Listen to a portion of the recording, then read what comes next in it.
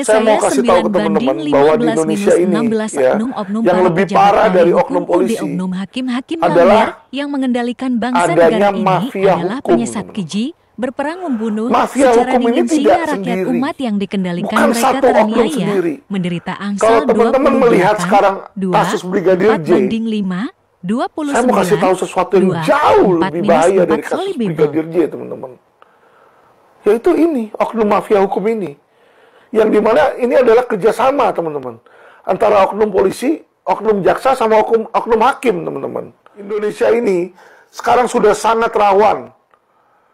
Orang-orang baik ini dipenjarakan. Orang-orang baik ini dikriminalisasi. Mau kasih contoh, seorang lawyer baik lain yang dikriminalisasi. Dan lawyer ini adalah dulu mantan klien saya, teman-teman. Ya, jadi ini ada yang namanya Ibu Farida. 4 kali menang di pengadilan. Advokat ini justru dijadikan tersangka. Mati nggak lu? Jadi teman-teman, ini cerita tentang Ibu Farida. Dia adalah seorang advokat doktor. Doktor hukum. S3. S3 hukum. Lulusannya juga bukan Universitas ECC, teman-teman. Universitas lulusan dia UI, Universitas Indonesia. Jangan hanya berfokus di kepolisian. Kepolisian itu perkara paling sepele, teman-teman. Yang paling brengsek itu, banyak brengsek itu justru di kejaksaan sama kehakiman, teman-teman. Saya kasih tahu sama teman-teman. Jaksa-jaksa. Karena kenapa? Polisi itu cuma ngumpulin alat bukti, taruh di pengadilan. Nanti jaksa sama hakim itu yang bersidang berdua. Mereka yang bersidang, teman-teman. Mereka lah nanti yang bisa bikin orang benar jadi salah.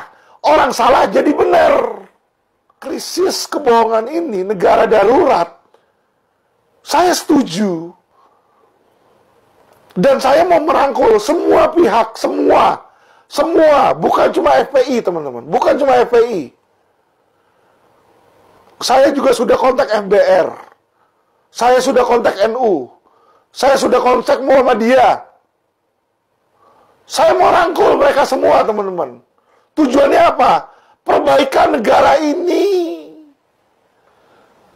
Mau sampai kapan kita ini dibodohi, disuruh berantem satu sama lain? Yang ada cuma ucapan kebencian, berantem satu sama lain. Teman-teman ingat, kita jangan berperang sesama warga negara, teman-teman. People is power. Kita harus melawan oknum-oknum penguasa lalim. Kita harus melawan oknum aparat penegak hukum. Oknum, saya bilang, teman-teman, ya. Saya tidak meminta kalian untuk menggulingkan pemerintah. Bukan. Kalau ada kesalahan mereka, kita kritik, kita tahu, kita kritik. Supaya apa? Supaya pemerintah itu membenahi diri dia sendiri. Karena kalau kita yang melawan pemerintah, jadilah kita dibilang makar. Jadilah dibilang kita memberontak. Jangan memberontak. Kalau ada kesalahan dari pemerintah atau oknum aparat, gaungkan di media, teman-teman. Biar mereka ada rasa malu di situ. Ya. Video Quotient TV ini bukan video yang melawan pemerintah. Bukan video yang membela FPI. Saya tidak setuju dibilang membela FPI. Lebih banyak orang-orang Kristen saya bela kok. Bukan orang-orang Muslim. Apalagi mulai ada yang jelek-jelekin bilang bahwa kami ini kadrun. Kadrun dari mana kadrun? Kita ini manusia. Bukan kadal gurun. Tapi saya suka tantangan dalam hidup. Saya suka perjuangan. Dan saya suka bantu orang. Ya, orang manapun datang ke saya, bisa saya bantu, saya coba, saya bantu. Terlepas dari suku, agama, ras dia. Mau dia suku Dayak kek, mau dia suku aborigin kek, mau Arab kek, mau pribumi kek, mau Cina kek, mau Arab kek, mau apa kek, ya. Mau agama Kristen, mau agama Islam, minta tolong ke saya bantu. Bukan berarti saya sama dengan mereka loh, teman-teman. Maksudnya adalah, kalau saya bantu orang Islam, bukan berarti saya pro-Islam. Grow up lah kita, dewasa.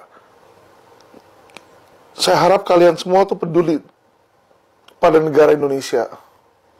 Dan ini benar-benar harus dibenahi. Kalau enggak, orang-orang pintar ini kayak Ibu Farida, itu akan pergi, teman-teman.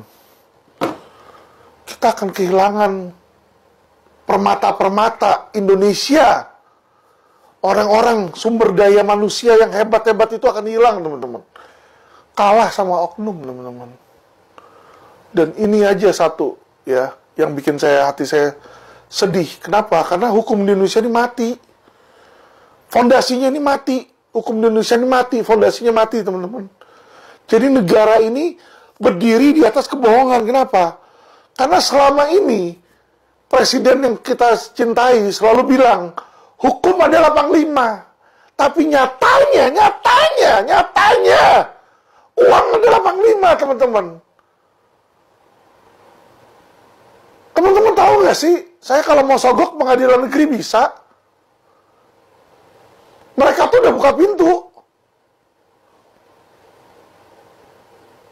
Kalau mau sogok pengadilan negeri itu bisa, teman-teman. Kalau saya mau bebas di pengadilan negeri, tinggal bayar, lepas. Jadi, teman-teman, Alvin Lim tuh nggak peduli dengan diri dia sendiri.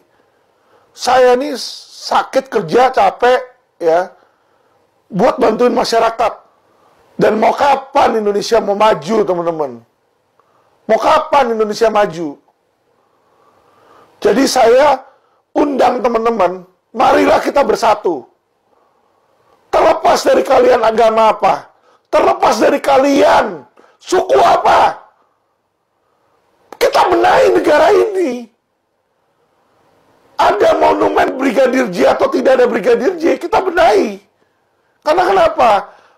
Penjahat-penjahat seperti Ferdy Sambo itu nanti akan lepas, teman-teman. Mark my word, tidak akan dihukum mati. Tidak akan dihukum mati. Yang seperti itu tuh hukumannya pendek mereka.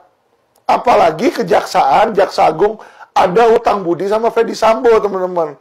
Jangan lupa, yaitu kebakaran Gedung Bundar. Itu direktur Tipidumnya adalah Ferdy Sambo. Jadi jangan harap Ferdy Sambo dihukum panjang, jangan harap. Berani taruhan saya. Ya, berani taruhan saya. Ya. Jadi teman-teman, kalau teman-teman tidak mau berjuang, siapa lagi? Saya nggak apa-apa masuk penjara 4 tahun 6 bulan. Ya, saya udah jalani 9 bulan, jalanin paling setengah, keluar. Ya kan? Tetapi bukan di situ masalahnya.